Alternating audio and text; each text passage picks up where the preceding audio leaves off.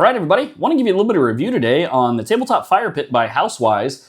This is a concrete fire pit that is designed to be used indoors or outdoors with alcohol-based fuel, and it is such a fun little addition. We picked this up recently just so that we can have something for inside or outside, just to set a little bit of ambiance. There's a lot to love about this fire pit. Let me show you around a little bit. It comes with this pad on the bottom so that you can actually use it on a wooden table or something like that, so it won't get scratched, which I love. It is made out of concrete, so it is big and heavy. It's got a removable metal liner here, which is where your fuel actually rests.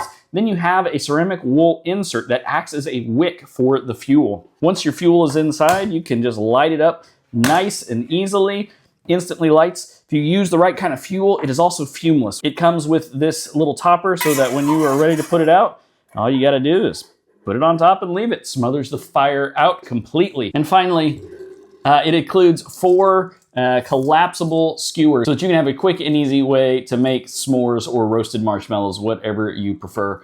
Overall, absolutely love this tabletop fire pit. Makes a great addition to any indoor, outdoor area. 5 out of 5 stars, love it.